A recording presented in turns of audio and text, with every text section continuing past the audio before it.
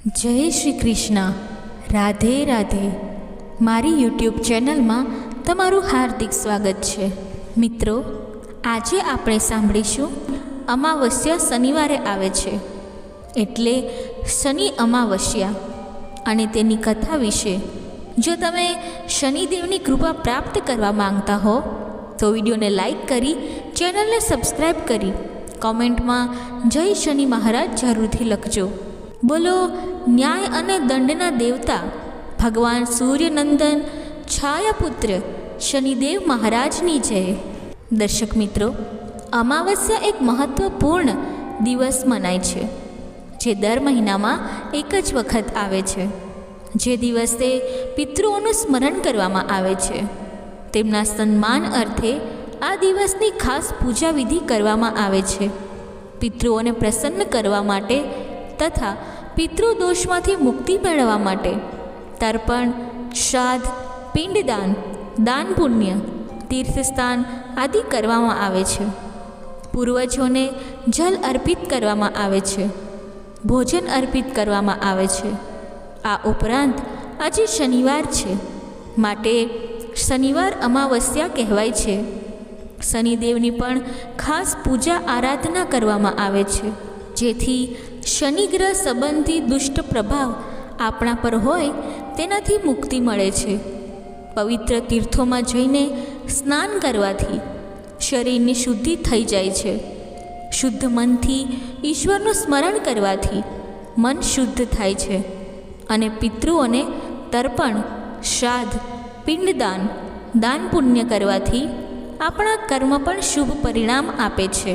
અમાવસ્યાના દિવસે ધાર્મિક વિધિ, પૂજાપાઠ આદિ પણ કરવામાં આવે છે.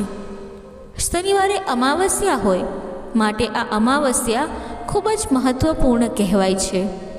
જો કે અમાવસ્યાના દેવતા ભગવાન ભોલેનાથ છે, ભૂતનાથ છે, માટે મહાદેવ શક્તિપતિની પૂજા આરાધના પણ ખાસ કરવામાં આવે છે અને લક્ષ્મીપતિ નારાયણની પણ પૂજા કરવામાં આવે છે. કારણ કે પિતૃઓના માતા પિતા જે સમજીએ તે ભગવાન શ્રી લક્ષ્મીના પતિ નારાયણ છે, પાલન પોષણ કરતા દેવ છે, તેમની પણ પૂજા થાય છે. અને લક્ષ્મીજીનો જન્મ અમાવસ્યાના દિવસે થયો હતો માટે માતા મહાલક્ષ્મીની પણ પૂજા આરાધના કરવામાં આવે છે. આ અમાવસ્યાના દિવસે ખાસ કરીને ભગવાન શનિદેવ કે જે કર્મફળ આપનારા છે, દંડના અધિકારી દેવતા છે, માટે જે શુભ કર્મ કરવામાં આવે છે તેના શુભ પરિણામ આપે છે અને જે દુષ્ટ કર્મ કરે છે તેને દંડ મળે છે. માટે શનિદેવની પૂજા આરાધના કરીને કર્મો સુધારવામાં આવે છે. શનિદેવની કૃપા જો પ્રાપ્ત થાય તો રાજા રંક બની જાય છે અને રંકને રાજા બનતા વાર નથી લાગતી. આજના દિવસે ખાસ કરીને શાસ્ત્ર અનુસાર શનિદેવની આજે પૂજા અર્ચના વિશેષ પ્રકારે કરવામાં આવે છે. જો કે પિતૃઓનું તર્પણ, શ્રાદ્ધ બપોરના સમયે થાય છે, પરંતુ આજે સવારે અથવા સૂર્યાસ્ત સમય બાદ શનિદેવની પૂજા કરવી ઉત્તમ માનવામાં આવે છે. જે ભક્તો અમાવસ્યાનું વ્રત કરવા માંગે છે, અમાવસ્યાનું વ્રત પણ શુભ પરિણામ આપે છે, સૌભાગ્ય ફળ આપનારું છે, સંતાન સુખ, આરોગ્ય અને વંશવૃદ્ધિ આપનાર છે. આજે શાસ્ત્રોમાં બતાવવામાં આવ્યું છે કે અમાવસ્યાના દિવસે વહેલા ઉઠીને સ્નાન આદિથી પરવારીને શુદ્ધ વસ્ત્ર ધારણ કરવા. જો કે શનિ અમાવસ્યા છે એટલા માટે શનિદેવની જે શિલા હોય છે તેનું પૂજન થાય છે. આંકડાના પુષ્પ, કાળા તલ, અડદ, સરસવનું તેલ છે અને શનિ સંબંધી જે પ્રસાદ ભોગ અર્પિત થાય છે તે કરીને ત્યારબાદ શનિ ચાલીસાનો પાઠ કરવામાં આવે છે. શનિદેવની આ અમાવસ્યાની વ્રતકથા ખાસ સાંભળવી જોઈએ. નિર્ધન વ્યક્તિને ભોજન અવશ્ય કરાવવું જોઈએ. દાન દક્ષિણા આપવી જોઈએ. એવું માનવામાં આવે છે કે આજના દિવસે દાન કરવાથી જીવનના ઘણા બધા સંકટો દૂર થઈ જાય છે. જો કે શનિદેવને લઈને એવી માન્યતા પણ છે કે શાસ્ત્રોમાં એવી ધારણા પણ છે કે શનિદેવ બધા જીવોને ખરાબ પરિણામ આપે છે, દંડ જ આપે છે, પરંતુ એવું નથી. શનિદેવ વ્યક્તિના કર્મ પ્રમાણે જ ફળ આપે છે, ખરાબ કર્મોની સજા નક્કી કરે છે. શનિદેવની 7.5 ઢૈયામાં કર્મના આધાર ઉપર ફળ પ્રાપ્ત થાય છે. જો શુભ કર્મ કર્યા હોય, સારા કર્મ કર્યા હોય તો પનોતી દરમિયાન પણ લોકો ઉન્નતિને પ્રાપ્ત કરી શકે છે, અને જો ખરાબ કર્મ કર્યા હોય તો પનોતી દરમિયાન તે લોકો જમીનથી પાતાળ સુધી પહોંચાડી દે છે, એટલે કે તેઓની અધોગતિ થાય છે. માટે જો શુભ પરિણામ પ્રાપ્ત કરવા માંગતા હોય તો ધર્મ અને ન્યાયવાળા રસ્તા ઉપર હંમેશા ચાલવું જોઈએ. આ દિવસે સ્નાન કર્યા પછી સૂર્યનારાયણને અર્ઘ્ય અવશ્ય આપવું જોઈએ, કારણ કે પિતૃના પણ પિતૃ સૂર્યનારાયણ દેવ છે. પિતૃલોક સૂર્યદેવના લોકની બાજુમાં જ કહેવાય છે. આજે તાંબાના લોટામાં જલ લઈને તેમાં કાળા તલ, સફેદ તલ, પુષ્પ, કંકુ તે રાખીને સૂર્યદેવને અર્ઘ્ય આપવું જોઈએ. ગાયત્રી મંત્રનો જાપ કરવો ખૂબ જ ઉત્તમ માનવામાં આવે છે. પીપળાના વૃક્ષને પણ જલ આપવું જોઈએ. પીપળાના વૃક્ષ નીચે સરસવના તેલનો દીપક પ્રગટાવવો જોઈએ. પોતાના સામર્થ્ય અનુસાર જરૂરિયાતમંદને દાન પુણ્ય કરવું જોઈએ. બ્રાહ્મણોને સીધું સામગ્રી પણ આપી શકાય છે. અમાવસ્યાના દિવસે પિતૃદોષ, ગ્રહદોષ, બાધા હોય તેની પૂજા પણ કરવામાં આવે છે. અમાવસ્યાના દિવસે દાન પુણ્ય કરવું ઉત્તમ મનાય છે. હવે આપણે સાંભળીશું શનિદેવની કથા. જે કથાને સાંભળવાથી કુંડળીમાં રહેલા 9 ગ્રહ શુભ પરિણામ આપે છે અને શનિદેવની વિશેષ કૃપા પ્રાપ્ત થાય છે.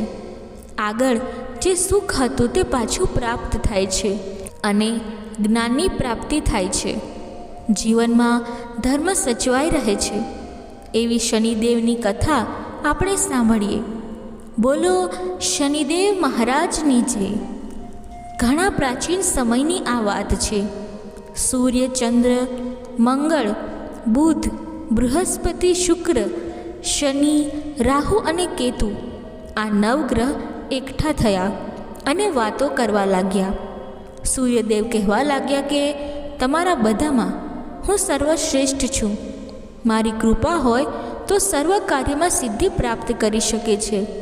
આ સાંભળીને ચંદ્રદેવ કહે છે કે હું જળચરોનો સ્વામી, સર્પોનો સ્વામી અને ચાંદી રૂપાનો સ્વામી છું.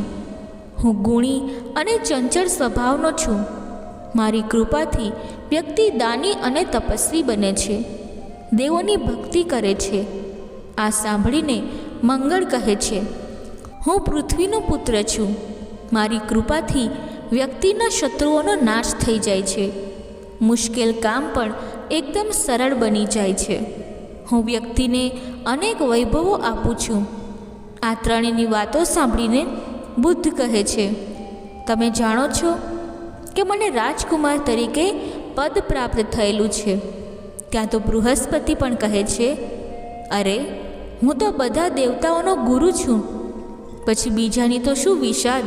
શું પછી તો શુક્ર, શનિ, રાહુ અને કેતુએ પણ પોતપોતાની વિશિષ્ટતાઓ બતાવવાનો પ્રયાસ કર્યો. આમ 9 ગ્રહોમાં કોણ મોટો તેની ચડસાચડસી થવા લાગી. અંદરો અંદર વાદ વિવાદ વધી ગયો. એટલો બધો વધી ગયો કે છેવટે સૂર્યદેવે બધાને શાંત પાડ્યા અને કહ્યું આપણે અંદરો અંદર લડીએ તથા વાદ વિવાદ કરીએ તેનો કોઈ જ અર્થ નથી. આપણે બધા ઇન્દ્ર રાજા પાસે જઈએ અને ન્યાય કરાવીએ કે આપણા બધામાં શ્રેષ્ઠ કોણ છે. બધા ગ્રહો સૂર્યની સાથે આ વાતમાં સંમત થયા.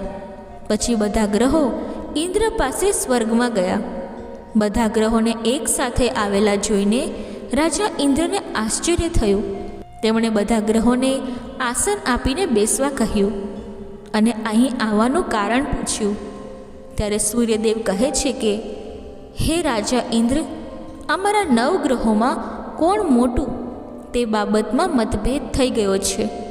દરેક ગ્રહ પોતપોતાને બધાથી મોટો માને છે. અમે અમારી પાસે આ બાબતે ન્યાય માંગવા આવ્યા છીએ. મહેરબાની કરીને અમારામાંથી સૌથી મોટો કોણ એ તમે જણાવો. ઇન્દ્ર રાજા સૂર્યની વાત સાંભળીને વિચારમાં પડી ગયા કે આમાં કોને મોટો કહેવું. તેમાં સૌથી મોટી સમસ્યા એ હતી કે તે કોઈને પણ મોટો કહે એટલે બાકીના 8 ગ્રહોને ખોટું લાગે અને તેના પર નારાજ થાય. આમ વિચારીને ઇન્દ્રદેવ બોલ્યા, મારામાં એટલું સામર્થ્ય નથી કે હું નિર્ણય કરી શકું કે કોણ મોટો ગ્રહ છે અને કોણ નાનો ગ્રહ છે. આનો ન્યાય મેળવવા તમે સર્વે ગ્રહો પૃથ્વીલોકમાં જાઓ.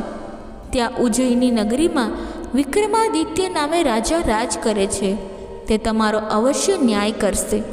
ઇન્દ્ર રાજાની વાત સાંભળીને 9 ગ્રહો સીધા વિમાનમાં બેસીને પૃથ્વીલોકમાં આવવા માટે નીકળી પડ્યા. તેઓ બધા વિમાનમાં બેસીને ઉજ્જૈની નગરીમાં વિક્રમ રાજાના સભાગૃહ સામે આવીને ઉતર્યા. તે સમયે રાજા વિક્રમ સભામાં બેઠા હતા. તે સભામાં અનેક વિદ્વાનો, જ્ઞાની, મહાપુરુષો, મંત્રીઓ, વિપ્રઓ બેઠા હતા. ત્યાં એક સેવકે આવીને રાજા વિક્રમને સમાચાર આપ્યા કે મહારાજ, દેવલોકમાંથી વિમાનમાં બેસીને ઘણા દેવતાઓ આવ્યા છે. રાજા આ વાત સાંભળીને આશ્ચર્યમાં પડી ગયા. ત્યાં તો 9 ગ્રહો સભાગૃહમાં દાખલ થઈને રાજા વિક્રમ સમક્ષ ઊભા રહી ગયા. વિક્રમ રાજા 9 ગ્રહોને ઓળખી ગયા અને ઊભા થઈને તેમને પ્રણામ કર્યા. તેમને આવકારતા બાજુમાં ખાલી પડેલ આસનોમાં બેસવા માટે વિનંતી કરી. 9 ગ્રહો આસનો ઉપર બેઠા. પછી વિક્રમ રાજાએ તેઓને પૂછ્યું, હે 9 ગ્રહ દેવતાઓ, આજે મારા રાજ્યમાં પધાર્યા મને ઘણો આનંદ થયો. હવે તમે અહીં આવવાનું શું કારણ છે તે જણાવશો તો મારા ઉપર ઘણી કૃપા થશે. રાજાના વચન સાંભળીને ભગવાન સૂર્ય ઊભા થયા અને બોલ્યા, હે રાજન, અમારા 9 ગ્રહોમાં કોણ મોટું તે બાબતમાં વાદ વિવાદ થઈ ગયો છે. એટલા માટે અમે તમારી પાસે આવ્યા છીએ. અમે ઈચ્છીએ છીએ કે તમે અમારો ન્યાય કરો. વિક્રમ રાજા ભગવાન સૂર્યની વાત સાંભળીને ચિંતામાં પડી ગયા. તેઓ વિચારવા લાગ્યા કે આ 9 ગ્રહોમાં કોને નાનો કહું.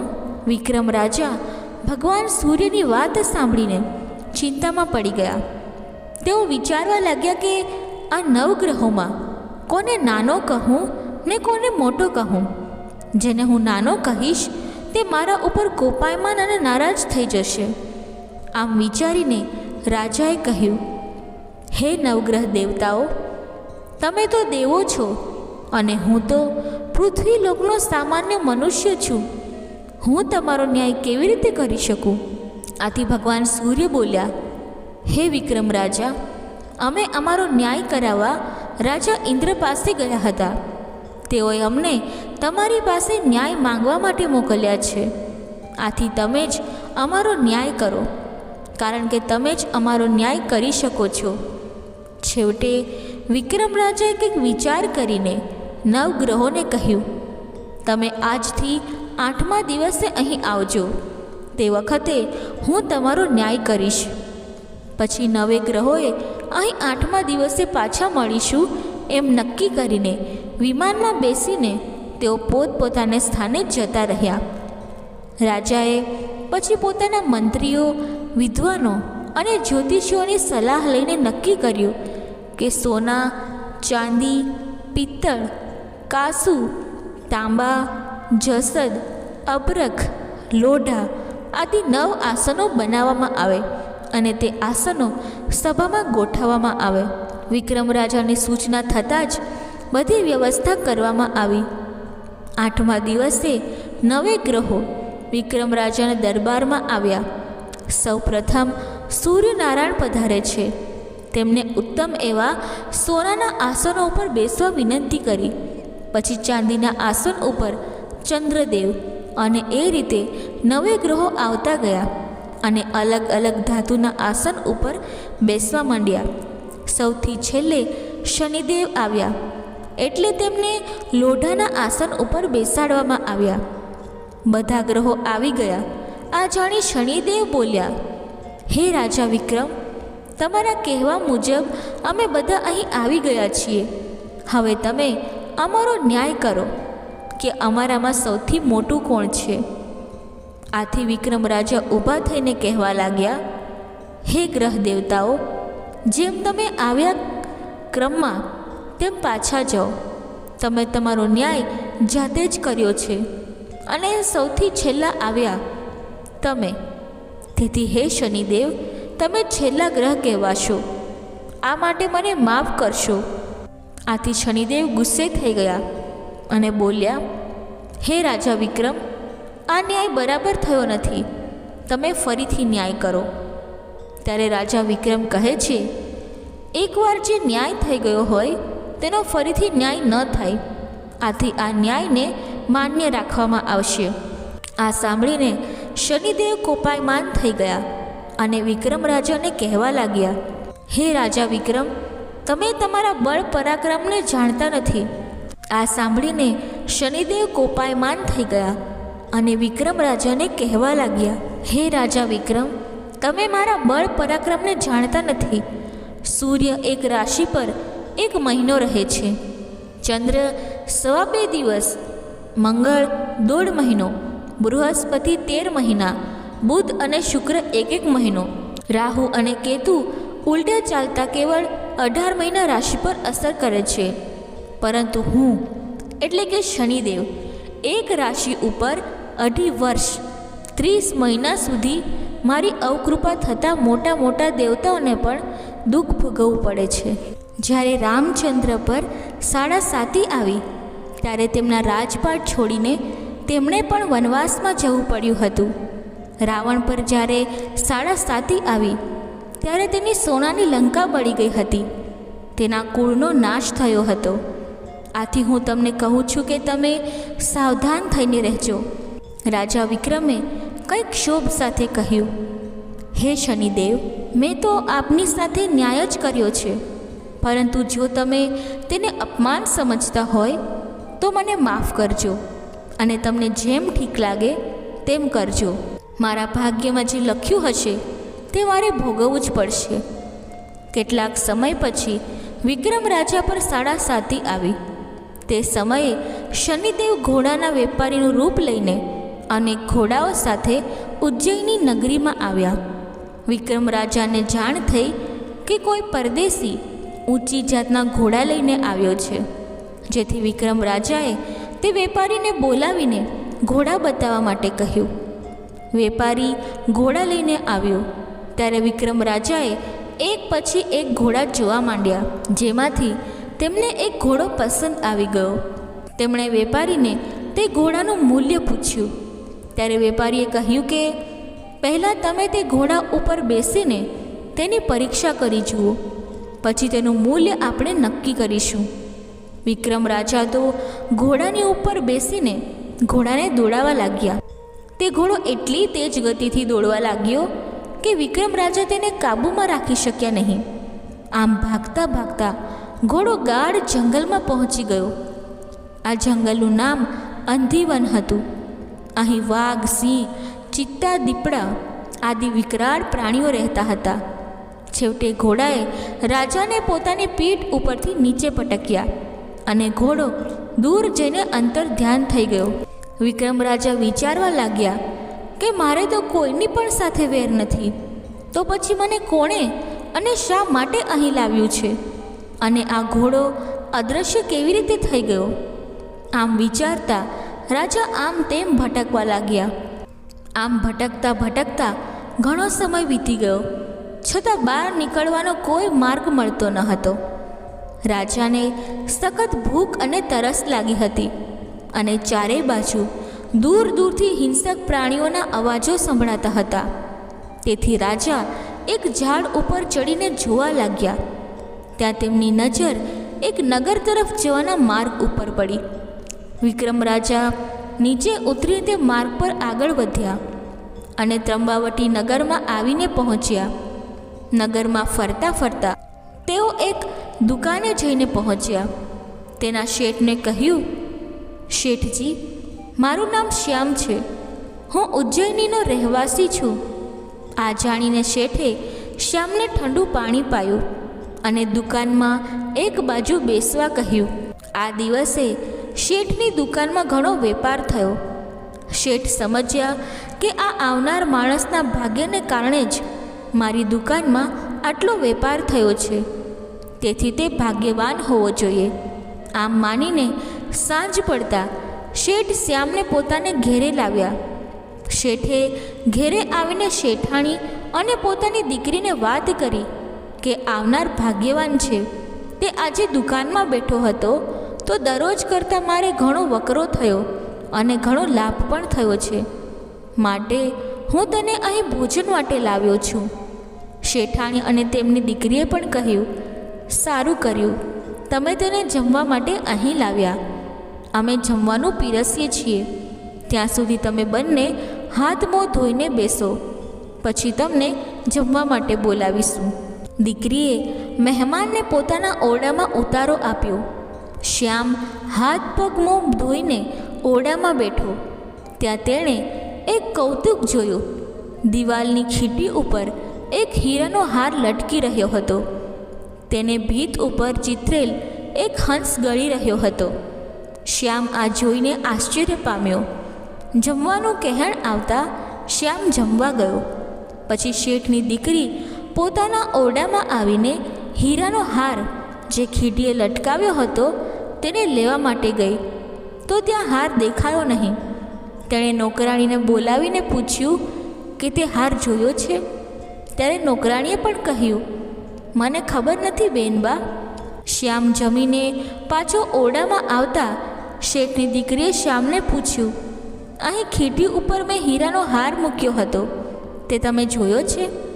ત્યારે શ્યામે વિચાર્યું કે ખીટીએ લટકાવેલો હીરાનો હાર દિવાલે ચિત્રેલ હંસ ગળી ગયો છે, તેમ જો હું કહીશ તો આ લોકો માનશે નહીં. માટે શ્યામે જણાવ્યું કે તે હારની એને ખબર નથી.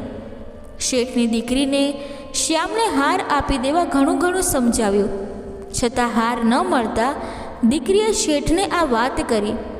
શેઠે પણ શ્યામને હીરાનો હાર લીધો હોય તો આપી દેવા વિનંતી કરી, કેમ કે તેના સિવાય બીજું કોઈ આ ઓરડામાં આવ્યું ન હતું. પણ શ્યામે જણાવ્યું કે મેં હાર લીધો નથી. છેવટે શેઠ શ્યામના હાથ પગ બાંધીને રાજાના મહેલે લઈ ગયા અને બધી વાત કરી. રાજાએ પણ શ્યામને શેઠની દીકરીનો હાર આપી દેવા માટે કહ્યું, પણ શ્યામ પાસે હોય તો આપે ને.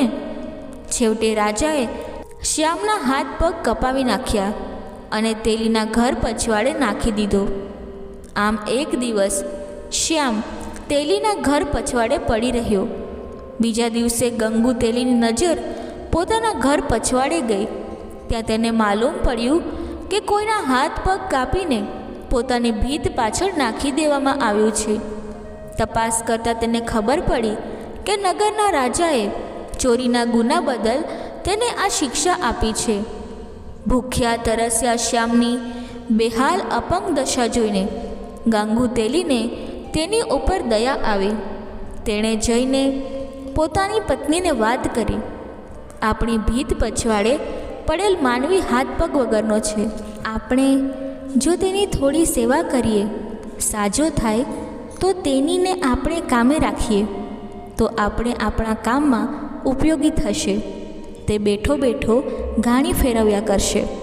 ત્યારે ગંગુ તેલીની પત્નીએ કહ્યું, તે રાજાનો ગુનેગાર છે. જો આપણે તેને રાખીશું તો રાજા નારાજ થશે અને આપણને પણ દંડ દેશે. તમે જઈને રાજાને પૂછી આવો.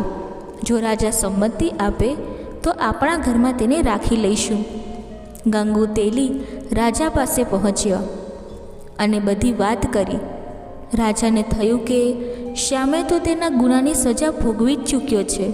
હવે ગંગુ તેલી તેને પોતાને ઘેરે રાખે તો તેમાં રાજાને શું વાંધો હોય. ગંગુ તેલી ઘેરે આવ્યા અને તેણે પોતાની પત્નીને બધી વાત કરી. પછી તેઓએ ભીત પછવાડે શ્યામને પડેલો હતો ત્યાંથી ઉચકીને ઘરમાં લાવ્યા અને તેની સાર સંભાળ લીધી. થોડા દિવસમાં શ્યામ સારો થયો. ગંગુએ તેની ઘાણી ઉપર બેસવા લાગ્યો. આમને આમ દિવસો વીતવા લાગ્યા અને વર્ષા ઋતુ પાછી આવી. શ્યામ પોતાના કામકાજથી પરવાર્યા પછી ઉદાસીને હળવી કરવા માટે મલ્હાર રાગમાં પોતાનું ગાયન ગાતો. એક વખત શ્યામ જ્યારે મલ્હાર રાગ ગાઈ રહ્યો હતો ત્યાંથી રાજાની કુંવરી રાજકુમારી પસાર થઈ. ત્યાં તેને મલ્હાર રાગ ગાતું કોઈ જણાયું. રાજકુમારી સંગીતની ઘણી શોખીન હતી. રાજાએ તેના માટે સારો સંગીતજ્ઞ રોકી સંગીતની સારી તાલીમ અપાવી હતી. આજે રાજકુમારી મલ્હાર રાગને મધુર તાલમય સાથે સાંભળીને મુગ્ધ બની ગઈ અને ગાનાર પર મોહિત થયા. તેણે પોતાની દાસી મારફતે મલ્હાર રાગમાં કોણ ગાઈ રહ્યું છે તેની તપાસ કરવા માટે કહ્યું. પછી દાસીએ તપાસ કરીને કહ્યું કે ગોરીબા, જે મલ્હાર રાગ ગાતું હતું તેના બંને હાથ પગ કપાયેલા છે. તે ગંગુ તેલીને ત્યાં આખો દિવસ બળદને હાંક્યા કરે છે. રાજકુમારે કહ્યું, હે દાસી, હાથ પગ વગરનો અને હાલતો ચાલતો નથી એવા અપંગને પણ હું વર માની બેઠી છું, એટલે હું તેને જ વરીશ. આ સાંભળીને દાસી હેબતાઈ ગઈ. બોલી, બેનબા, તમને એક શું અનેક રાજકુમારો વરવા માટે તત્પર છે. તમને સુંદર સુંદર અને સુશીલ વર આરામથી મળે. તમે આવા અપંગને પણીને શું કરશો? દુઃખી જ થશો. રાજકુમારીએ કહ્યું, જેવો છે તેવો, પણ હું તેને પતિ માનીને બેઠી છું, એટલે હું આ ભાવમાં તેને જ વરીશ. એક ભાવમાં બે ભાવ થાય નહીં. તું મારો આ વિચાર મારા માતા પિતાને જણાવજે, તેથી તેઓ મારું લગ્ન તે અપંગ સાથે કરે. જો આમ નહીં થાય તો હું મારા પ્રાણનો ત્યાગ કરી દઈશ. દાસી આ સાંભળીને ધ્રુજવા લાગી. તેણે બીક પેઠી કે રાજા રાણી આ વાત સાંભળશે તો તેઓ પણ મારા ઉપર અને કુંવરીબા ઉપર ગુસ્સે અવશ્ય થશે અને ન સંભળાવવાનું સંભળાવશે. છતાં રાજકુમારીના કહેવાથી તે લાચાર દાસી રાજા રાણી પાસે જઈને બધી વાત કરે છે. રાજા રાણી આ વાત સાંભળીને હેબતાઈ જાય છે. તેણે રાજકુંવરીને બોલાવીને ઘણું સમજાવ્યું, છતાં તે સમજ્યા નહીં.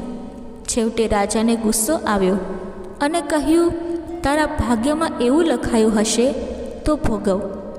રાજાએ ગંગુ તેલીને પોતાના મહેલે બોલાવીને કહ્યું કે તારે ત્યાં જે અપંગ ઘાણી ચલાવે છે તેની સાથે મારી દીકરી લગ્ન કરવા માંગે છે. તેથી તું તેની તૈયારી કર અને તેને લઈને રાજમહેલમાં આવ. ગંગુ તેલીએ ઘેરે જઈને શ્યામને બધી વાત કરી. એટલે શ્યામે કહ્યું, તમે રાજા પાસે જઈને 2 દિવસની અવધિ લઈ આવો. 2 દિવસ પછી લગ્ન કરીશું. ગંગુ તેલીએ આ વાત રાજાને કહી. 2 દિવસ થોભી જવા માટે જણાવ્યું. હવે શ્યામ અર્થાત વિક્રમ રાજા મનોમન શનિદેવને વિનંતી કરવા લાગ્યા, હે પ્રભુ, મેં આપનો અપરાધ કર્યો છે, તે માટે મને ક્ષમા કરો.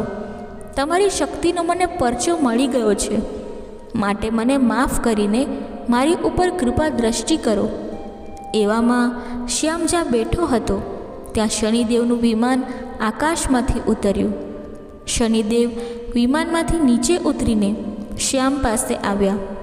શનિદેવની અમી દ્રષ્ટિ પડતા જ શ્યામના હાથ પગ પાછા આવી ગયા. શનિદેવ શ્યામને કહેવા લાગ્યા, હે રાજા વિક્રમ, તમે મને નીચો દેખાડીને શું સુખ ભોગવ્યું?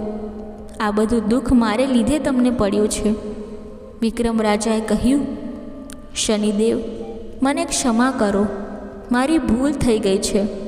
ત્યારે શનિદેવે તેમને આશીર્વાદ આપીને પોતાના વિમાનમાં બેસીને પાછા ફર્યા. શ્યામને હાથ પગ સુંદર રૂપ સાથે જોઈને ગંગુ તેલી અને તેની પત્નીને તો નવાઈ લાગી. તેમણે આ વાત જઈને નગરના રાજા રાણીને કહી. રાજકુમારીએ પણ આ વાત જાણી. બધા રાજી થઈ ગયા. રાજાએ ધામધૂમથી જાન લઈ આવવા ગંગોત્રીને અઢળક ધન આપ્યું. લગ્નના દિવસે મોટી ધૂમધામ સાથે શ્યામની જાન નીકળી. આખા માર્ગ ઉપર શ્યામને જોવા માટે ટોળે ટોળા જામ્યા હતા. શ્યામને જોઈને બધાની આંખો ઠંડી થઈ. રાજમહેલમાં આજે અનેરો આનંદ હતો. મહેલને શણગારવામાં આવ્યો હતો. જ્યાં ત્યાં રોશની વાજિંત્રો વાગતા હતા. વરરાજાને માયરામાં લાવવામાં આવ્યા. મંગળ ફેરા ફેરવવામાં આવ્યા. છેલ્લે કંકણ દોડા છોડીને શ્યામ મહેલમાં આવ્યો. બીજા દિવસે સભા થઈ. ત્યાં રાજાએ શ્યામને દરબારમાં બોલાવીને પૂછ્યું, તમે કોણ છો અને તમારી આ હાલત શાથી થવા પામી છે તે વિગતવાર મને તથા પ્રજાજનોને જણાવો. બધા જાણવા માટે ઉત્સુક છે. જો તમને કોઈ વાંધો ન હોય તો આ વાત અમને સૌને કહો. આથી શ્યામ ઊભો થઈને રાજાને પ્રણામ કરીને કહે છે, હું ઉજ્જૈની નગરીનો રાજા વિક્રમાદિત્ય છું. શનિદેવ મારા ઉપર નારાજ થવાથી મારી આ પરિસ્થિતિ થવા પામી છે. છેવટે શનિદેવની કૃપાથી જ હું મારા મૂળ સ્વરૂપમાં આવી ગયો છું. ઉજ્જૈની નગરીના રાજા વિક્રમાદિત્યનું નામ સાંભળતા જ રાજા, રાણી અને રાજકુમારી તથા દરબારમાં હાજર સૌ લોકો રાજી રાજી થઈ ગયા. વાયુ વેગે આ વાત નગરમાં પહોંચતા રાજા વિક્રમાદિત્યના દર્શન માટે નગરજનોના ટોળે ટોળા આવવા લાગ્યા. આ વાત શેઠના કાને પહોંચી. તેઓ તરત જ દોડતા દોડતા રાજા વિક્રમાદિત્ય પાસે જઈને પોતાની ભૂલ બદલ ક્ષમા માંગવા લાગ્યા અને કહ્યું કે મેં તમારા ઉપર ચોરીનો આરોપ મૂકીને મોટો અપરાધ કર્યો છે. માટે તમે જે દંડ મને આપશો તે હું ભોગવવા માટે તૈયાર છું. ત્યારે રાજા વિક્રમાદિત્ય કહે છે, આમાં તમારો કોઈ વાંક નથી. આ તો શનિદેવની મારા ઉપર અવકૃપા થવાથી બધું થવા પામ્યું છે. આથી તમે આ બધું ભૂલી જાઓ. છેવટે શેઠે રાજા વિક્રમાદિત્યને હાથ જોડીને પોતાને ત્યાં ભોજન માટે નિમંત્રણ આપ્યું. વિક્રમ રાજા, રાજકુમારી, રાજા રાણી બધા શેઠને ત્યાં જમવા પહોંચ્યા. શેઠે સારા પકવાન બનાવીને બધાને જમાડ્યા. પછી શેઠે વિક્રમ રાજાને પોતાની ત્યાં એક રાત રોકાઈ જવા માટે વિનંતી કરી. આથી વિક્રમ રાજા પણ રોકાઈ ગયા. જે ઓરડામાં પહેલાં શ્યામને ઉતારો આપવામાં આવ્યો હતો તે જ ઓરડામાં વિક્રમ રાજાને ઉતારો આપવામાં આવ્યો. અને ત્યાં વિક્રમ રાજા હિંડોળા ખાટ ઉપર બેઠા બેઠા ખીટી સામે જોઈને ભીતે ચિતરેલ હંસ સામે જુએ છે. તેમના આશ્ચર્ય વચ્ચે ભીતે ચિતરેલ હંસ મોંમાંથી હીરાનો હાર કાઢીને ખીટીએ લટકાવવાનો પ્રયત્ન કરતો હતો. વિક્રમ રાજાએ તરત જ શેઠને બોલાવીને આ બતાવ્યું. શેઠ પણ આ જોઈને આશ્ચર્યચકિત થઈ ગયા. ત્યારે શેઠે વિક્રમ રાજાને પગે પડીને ક્ષમા માંગી અને જણાવ્યું કે હે રાજન, તમે મારી દીકરીનું પાણી ગ્રહણ કરો તો હું માનું કે તમે મને માફ કરી દીધો છે.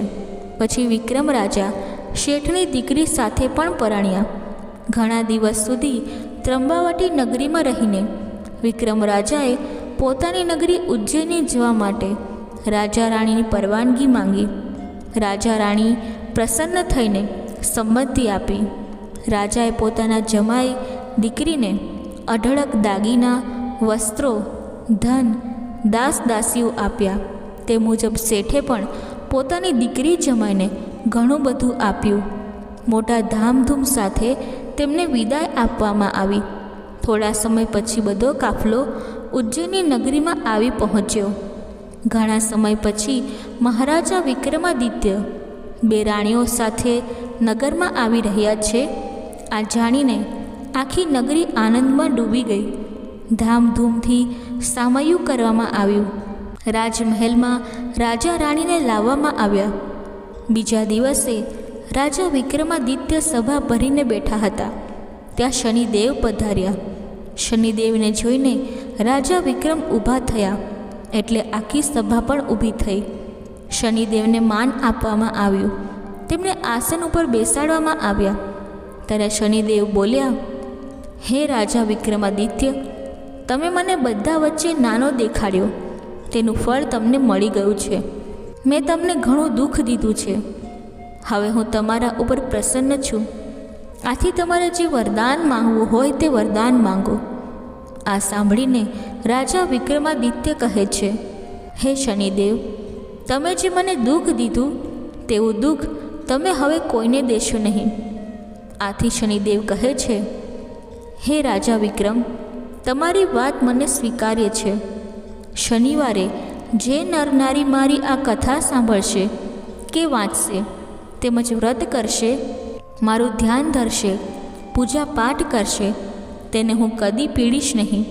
મારી નાની મોટી પનોતી તેમને નડશે નહીં.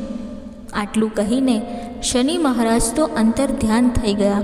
રાજા વિક્રમાદિત્યને પોતાનું રાજ્ય, વૈભવ, સુખ સંપત્તિ, રાણી, સંતાનો પાછા મળ્યા.